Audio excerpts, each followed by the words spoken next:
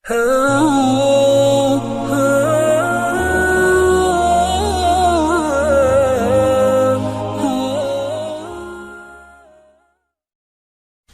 sebentar. Hadisnya sudah saya sampaikan. Sekarang saya baca cepat ya. Persiapan sebelum Idul Adha ya, bagi semuanya. Saya baca sambil terangkan sedikit atau dibaca saja? Baik, sambil terangkan sedikit ya, sedikit saja. Baik. Ini saya baca dulu. 1, persiapan sholat ya. Persiapan sholat untuk tanggal 10 itu, pertama, mengenakan pakaian terbaik disertai wewangian. Ya. Hadisnya riwayat Hakim di kitab Al-Mustadrak nomor hadis 7560. 7560. Langsung dari cucunya Nabi sallallahu alaihi wasallam, Al-Hasan. Ya. Beliau menyampaikan, qala haddatsana qala amarna Rasulullah sallallahu alaihi wasallam fil 'idaini an nalbasa ajwada ma najid wa an natatayyaba bi ajwada ma najid wa an nudhhiya bi asmana ma najid. Fokus. Telah memerintahkan kepada kami datuk kami Rasulullah SAW, kakek kami Rasulullah SAW di setiap 2 hari raya, di Idul Fitri, Idul Adha. Apa perintahnya? Ada yang umum, ada yang khusus untuk Idul Adha saja. Di antara yang umum, annal basa ajwada ma najid, untuk mengenakan pakaian terbaik yang kami bisa dapati.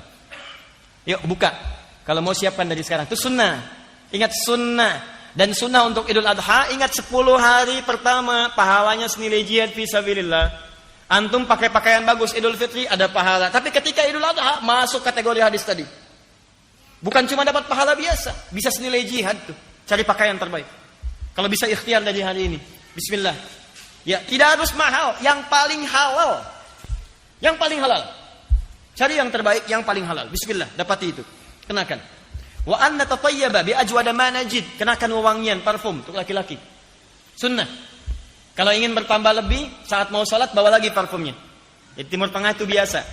Ya, sampaikan. Dan niat ikhlas dibagi. Ya, sampaikan, pakai, tebarkan lagi, pakai. Setahun sekali pahalanya tinggi. Kemudian, nah ini dia, wa an nudhhiya bi asmana ma najid. Dan Rasulullah SAW memerintahkan pada kami untuk menyembelih berkorban dengan yang terbaik yang mampu kami dapatkan. Caranya begini, ya. Anda punya anggaran berapa? Misal, saya punya anggaran 3 juta. Dari yang 3 juta itu, cari yang paling bagus hewan kurbannya. Nanti ada ikhtilaf dari kalangan ulama. Ada yang mengatakan domba, ada yang mengatakan sapi, macam-macam. Yang poin yang paling penting, dari yang banyak manfaatnya, ya, ada kadang daging manfaatnya. Bagi sementara orang ini nggak makan daging kambing, makannya sapi, ya, daging sapi. Maka Anda ikut kepada bagian dari daging sapi. Ada dia makan daging kambing, makan daging sapi misalnya, Anda bisa berkorban. Ini lebih bagus yang ini, maka itu yang dimaksimalkan. Dari anggaran yang Anda miliki, berikan yang terbaik di situ. Paham ya? Ya, dari sekarang biasanya sudah disampaikan. Jadi Alexan itu sudah ada flyernya, yang lain sudah ada flyernya. Berapa kira-kira bagian sapi sekian? Ya, bagian kambing sekian. Ya. Untuk makan kambing apa sapi? Hah? Makan kambing apa sapi? Sapi, Masya Allah, luar biasa. Kita makan daging sapi, dia makan sapi ya? Makanya saya katakan luar biasa. Buat ya. Haram hukumnya ya. Beli dulu, masak dulu, lalu dimakan ya. Kalau sudah disembelih apa hukumnya? Belum tentu. Sembelih dengan membaca Bismillah ya Allahu Akbar ya. Baru kemudian jadi belum tentu. Kalau yang disembelih kambing orang ya. Sudah. 2. Sunnah kedua, hadis riwayat Ahmad.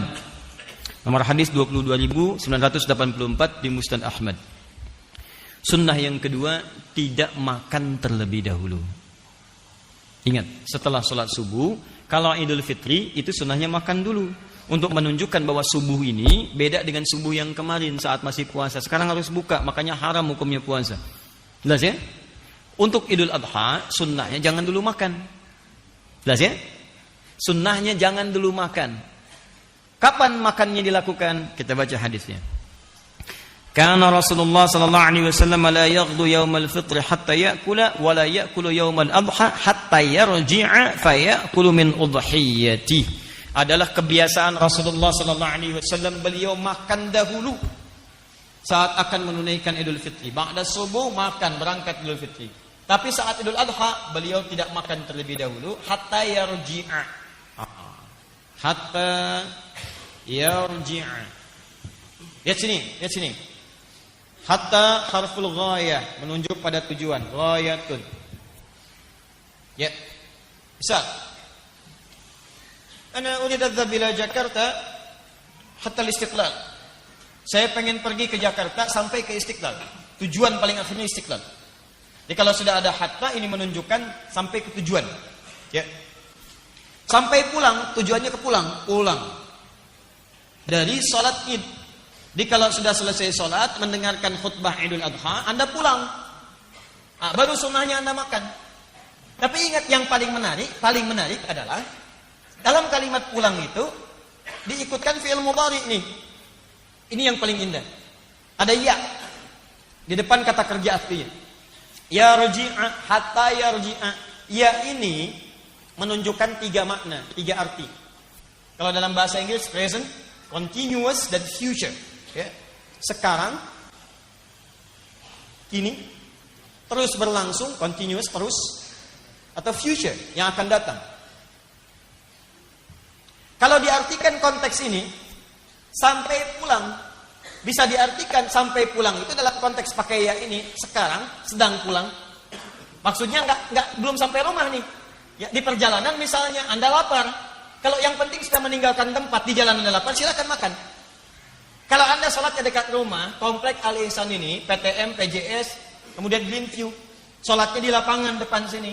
Begitu selesai nyampe rumahnya dekat. Tapi kalau antum dari Bekasi sholatnya di Istiqlal, ya belum tentu cepat nyampe rumah.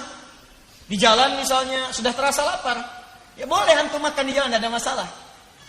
Tidak ada masalah, silakan. Ya, jadi tidak apa-apa bekal misalnya di mobil, kemudian jangan makan dulu sampai selesai sholatnya, dengarkan khutbah Idnya, pulang misalnya di jalan sudah mulai terasa. Ya, apalagi misalnya buka siaran radio, status sudah mulai muncul, gambar-gambar bertebaran, sedang makan ketupat, ya, dan sebagainya. Sementara Anda belum nyampe rumah. Ya, miss call sudah banyak, status sudah dibuat. Ketupat hari ini rasanya begitu pahat, ya kan? Antum belum makan, merasa gak enak. Jangan tunggu sampai kemudian nyampe rumah. Boleh sekarang, silahkan nikmati. Yang penting status pulang. Udah selesai. Jelas? Di jalan boleh bekal. Ya, awas jangan dilarang. Anak-anak Anda mungkin ikut ke Istiqlal. Usia 6 tahun, 7 tahun, mah lapar mah, tahannya nak ya. Ini sunnah sampai rumah. Sunnahnya boleh makan. Atau misalnya terus berlangsung, mau dekat ke rumah, lapar banget gak bisa tahan, boleh. Atau sampai di tujuan, sampai di rumah, silahkan makan, tidak ada masalah. Mana ambil yang paling mudah.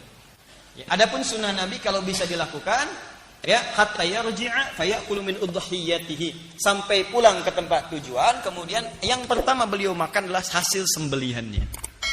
Hasil sembelihan. Jadi kalau mau makan yang lebih sunnah lagi, pertama kali dicicipi adalah daging hewan kurban yang telah kemudian disembelih dan telah dimasak terlebih dahulu. Ya. Awas jangan salah mengartikan. Anda baca terjemahan, oh Nabi makan adalah hasil sembelihannya. Masya Allah, sunnah Nabi sembelih. Bukan begitu ya, masak dan seterusnya. Paham ya? Jadi sunnahnya jangan dulu makan, begitu Anda lakukan berpahala. Yang kedua, siapkan makanan untuk pulang. Dan kalau bisa, kemudian yang pertama dimakan adalah hasil sembelihan yang telah dimasak terlebih dahulu. Makanya nanti, kenapa disebut udhiyah dari kata duha? Kalau bisa waktu duha itu, mohon izin teman-teman, itu sudah menyembelih. Nanti kita akan lihat bedanya Idul Fitri dengan Idul Adha. Kalau Idul Fitri agak longgar sholatnya, jam 7 boleh. Karena orang berangkat itu ada yang makan dulu. Tapi kalau sholat Idul Adha jangan kelamaan. Syuruk itu udah dimulai. Sholat. Ya, jadi begitu naik masyrik, lewat satu tombak udah lewat. Ya, kalau sekarang udah 6 lewat 2 menit. 6 lewat 2 menit. Boleh geser dikit 6.15 misalnya. Sunnahnya tuh langsung sholat mulai. Sehingga 6:30 udah bisa motong. Dari motong ini ada sebagian yang dimasak dan sebagainya, kemudian Anda bisa nikmati. Kenapa disebut udhiyah? Disembeli di waktu duha. Di awal duha itu kalau bisa nyembeli. Jelas ya? Jangan terlampau lama. Anda kerjakan Idul Adha misalnya sholatnya jam 7 itu kelamaan. Nah, itu sunnah. Ya, awas hati-hati, kelihatan sederhana tapi penting. Kemudian minas sunnati an takhruja ila al-'idi masyia, termasuk sunnah berangkat ke tempat Id dengan berjalan. berjalan. An Ibnu Umar annahu kana yakhlu fil i'daini minal masjid fayukabbiru hatta ya'ti al-musalla. Berjalan sambil takbir. Sunnah. Bertakbiran. Bahkan masuk nanti hari Ahad, ya tanggal 1 sampai ke tanggal 10 itu boleh bertakbir. Kalau Idul Fitri itu nanti di akhir-akhir dia Ramadan. Begitu sudah selesai akhir Ramadan, maghrib datang, kemudian muncul awal Syawal, Anda bertakbir. Tapi kalau Idul Adha, Anda bisa mulai dari tanggal 1 Dzulhijjah. Allahu Akbar, Allah. Untuk diri pribadi boleh. Ya, tapi kalau Anda ingin berjamaah macam-macam, ingin lebih keras lagi, silahkan. Kapan waktunya? Saat Anda mulai berangkat itu di awal-awal Idul Adha, setelah salat subuh, boleh silahkan. Ke tempat salat, boleh. Itu sunnah. Teman-teman sekalian, saya tegaskan ya sekali lagi. Beribadah di negeri kita, alhamdulillah, itu dilindungi oleh undang-undang. Jadi kalau kita bertakbir, itu undang-undang menjamin.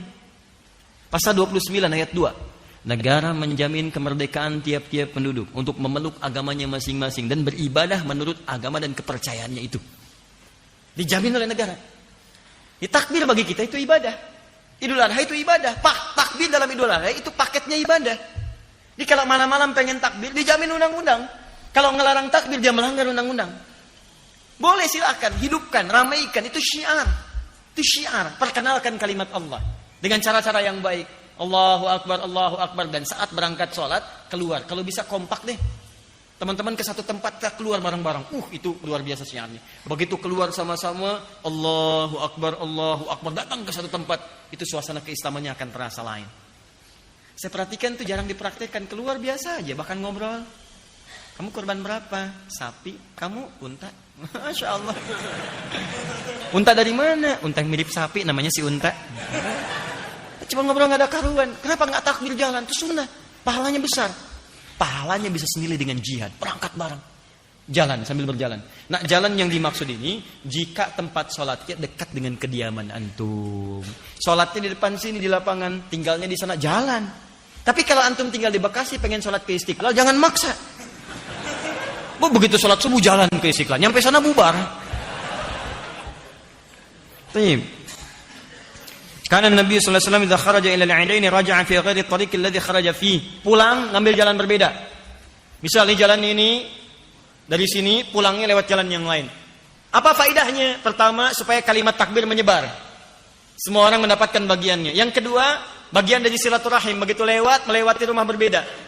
Ya, bisa bermusafahah, bisa menyebarkan kebaikan dan sebagainya. Bahkan mungkin tetangga Anda non-muslim lewat, tebarkan kebahagiaan. Sampaikan, ya. Ajak, ada risalah di dalamnya.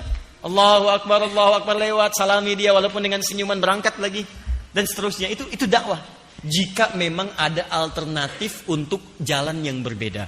Kalau jalannya buntu, jangan maksa. Saya serius.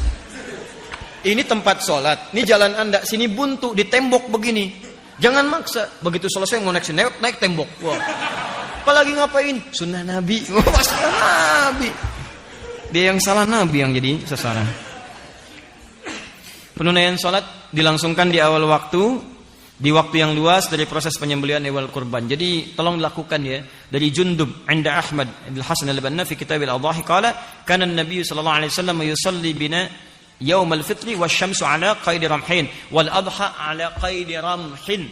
Nabi itu kebiasaannya mengimami kami kalau Idul Fitri 2 tombak. Tadi ada jeda. Kalau Idul Adha matahari 1 tombak. 1 tombak itu ukuran salat syuruk. Sekarang jam 6:02 sudah syuruk. Apa itu syuruk? Matahari melewati masyrik. Apa itu masyrik? Tempat terbit.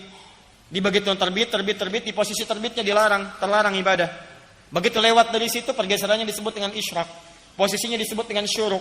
Kalau sudah syuruk, itu masuk awal duha. Nabi biasa mengimami di awal duha. Sunnah Nabi, Anda kerjakan persis seperti itu, pahala buat Anda. Jelas ya? Jadi kalau bisa teman-teman DKM untuk Idul Adha, berikan selebaran. Sampaikan kita akan sholat di awal waktu, lebih awal. 6:04 sholat. Selesai. Khutbah nggak usah terlampau lama. Ya, 6:30, 6:45 selesai. Begitu selesai, sembelih. 7:04 sembelih. Jam 10 selesai, 11 selesai. Tuntas itu. Bahkan hewan pertama sembelih, sudah. Selesai masak dan sebagainya, bisa makan lebih awal. Sunnah Nabi. Ya, kelihatan sederhana, tapi ini penting. Dan ini akan berdampak pada bagian-bagian yang lainnya. Dilangsungkan di tempat luas dan terbuka kecuali ada halangan, lapangan. Ya. Karena yang datang bukan cuma orang sholat. Perempuan-perempuan yang haid boleh datang. Walau dia tidak sholat. Ya. Maaf ya, walau dia tidak salat. Kalau nggak punya jilbab, berikan, bantu. Saya bacakan hadisnya. An Abi Sa'id Al-Khudri radhiyallahu ta'ala anhu qala kana Rasulullah sallallahu alaihi wasallam yakhruju yawmal fitri wal adha ila al-musalla fa awwalu shay'in yabda'u bihi salat thumma yansarif fa yaqumu muqabila an-nas wan nasu julusun 'ala sufufihim fa ya'idhuhum wa yusihim wa ya'muruhum fa in kana yuridu an yaqta'a ba'than qata'ahu aw ya'muru shay'in aw amara bihi thumma yansarif. Pertama, Nabi senantiasa memimpin masyarakat menunaikan salat, itu tidak banyak bertele-tele. Ya, mengumumkan, ayo salat, berangkat ke musalla. Musalla itu tempat lapangan luas. Kalau ada kendala, hadis berikutnya dari Abu Hurairah, seperti hujan dan sebagainya, diarahkan ke tempat kemudian yang ada naungannya, seperti ke masjid dan sebagainya. Ingat, yang disebut musalla itu tempat luas. Kalau masjidnya lebih luas daripada lapangan, salatnya di masjid. Misal Masjid Nabawi, Masjid Nabi, lebih luas dari lapangan di sana, maka salatnya di masjid. Masjid Al-Haram lebih luas dibandingkan dengan lapangan yang ada, salatnya di situ. Kalau masjid antum tidak menampung jamaah, ya terlebih ada kalangan yang tidak salat misalnya yang lain, maka lapangan digunakan. Tapi kalau hujan, maka kembali beralih ke masjid. Jelas? Kemudian Nabi melangsungkan khutbah, kalau ingin memerintahkan sampaikan perintah. Kalau ingin menegaskan larangan, sampaikan larangan, tidak bertele-tele. Setelah selesai beliau tutup dengan salam, kemudian tutup dengan doa, selesai itu baru kemudian bergegas untuk menunaikan penyembelihan. Tahan. Memasang sutrah depan imam ya. Ingat, depan imam sebagai gambaran saf yang tidak boleh dilewati, itu sudah pernah saya terangkan. Sunnah bersedekah boleh. Ya, sunnah bersedekah. Jadi kalau ada nanti dalam konteks Idul Adha, sebelum salat atau setelah salat Anda ingin edarkan kotak infak, itu boleh. Sunnah bersedekah ya. Hadis yang disampaikan dari Ibnu Abbas radhiyallahu taala anhuma. Ya. Thumma atan nisa wa ma'ahu Bilalun fa amarahunna bis sadaqah fa ja'alatil mar'atu tulqi kharsaha wa tulqi sikhabaha. Dalam konteks kemudian beliau berkhutbah, ya ada dalam keadaan tertentu Bilal diperintahkan untuk berputar mengumpulkan sedekah. Ya, maka ada kemudian yang mengumpulkan dengan antingnya, ada pula memberikan kalungnya. Jadi perempuan-perempuan ada yang sampai bersedekah pada saat itu. Jadi sunnah boleh. Di dalilnya kalau ada yang bertanya kenapa ada yang sebelum sholat lewat pakai kantong, ada yang pakai kotak ya.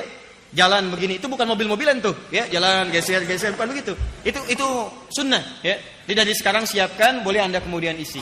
Saya agak cepat di bagian yang terakhir. Maaf, penulaian salat Idul Adha tidak diawali dengan adzan maupun iqamah. Jangan terlampau soleh, ya. Jadi nanti pas bangun salat nggak usah adzan, nggak usah qomat. Termasuk kalau salatnya ditunaikan di lapangan, itu tidak ada tahiyat lapangan. Ingat, tidak ada tahiyat lapangan, yang ada tahiyatul masjid. Ya, kalau di masjid silakan tahiyatul masjid, tapi kalau di lapangan tidak perlu tahiyat lapangan. Ya, jelas ya? Jadi duduk saja, datang langsung duduk. Jelas, kalau ada kotak langsung isi untuk sedekah. Tanya.